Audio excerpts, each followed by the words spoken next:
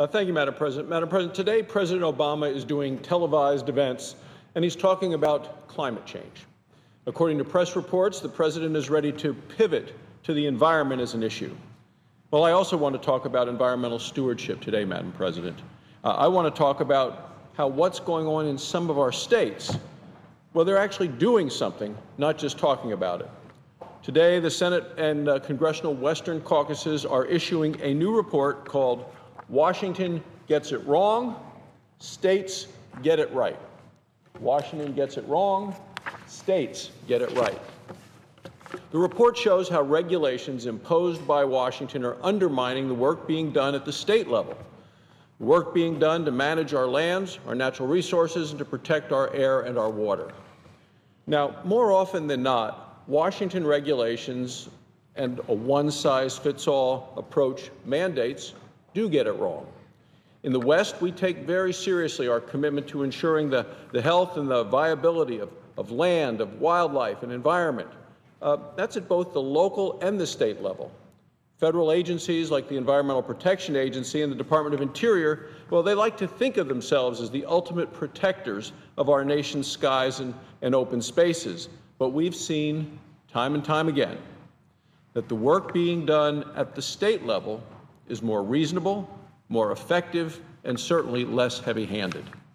Now, thousands of people are working across the West to protect their communities. These are people who live in the West, not bureaucrats in Washington offices. Nobody's better qualified than they are, those folks who actually live in the West, because they actually walk the land, they breathe the air, the land and the air that they're trying to protect.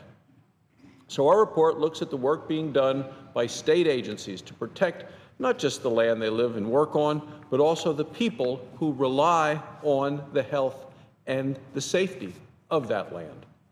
As this report demonstrates, extreme regulations imposed by Washington undermine the work being done at the state level, whether it's to manage lands, manage natural resources, protect air and water, or conserve species. When you look at the work of these state agencies, as the Western Caucuses have done in this report, it's clear that when it comes to conservation and environmental efforts, the states do get it right. More often than not, Washington gets it wrong. It's time for Washington to stop the overreach, stop their overreaching regulations and the continual drip, drip, drip of mandates. It's time for Washington to stop getting it wrong and start recognizing how states get it right. The report has details about specific things different states are doing. But I just want to mention 4 categories where states are leading the way when it comes to environmental stewardship. And the first is protecting species on the ground. This includes conservation policies that states are developing where they work with industry and landowners to protect species without hampering multiple use policies. That's multiple use of the land. Second, states are showing the right way to protect our water, our land, and our air.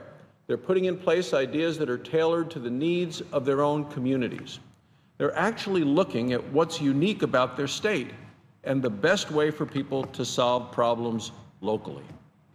Third, states are promoting access to fish and wildlife. States understand that they need to manage and protect land and waters in a way that allows for public spaces to be enjoyed. That means ensuring those spaces remain intact for future generations. So these are called natural resources for a reason.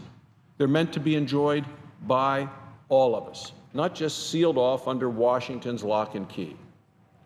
Fourth, the report looks at what states are doing right when it comes to in-state scientific and support staff. State agencies are employing thousands of people who live in the communities that they're trying to protect. Now, who has more incentive to protect local environments? The people who are living there, the people who are working there, the people who are raising their children in these communities, or some bureaucrat locked in a Washington, D.C. office? Who knows more about the specific unique features of the state or a local area and what will work best there? The Senate and Congressional Western Caucuses have put out this report to highlight just a few of the state initiatives that we believe are working. I would hope that the President will take some time today to not just talk, but to actually listen and to read our report and see some of the ways states are getting it right and Washington is getting wrong. And if others are interested and like to read the report, they can certainly find it at my website, www.barrasso.senate.gov. Thank you, Madam President. I yield the floor.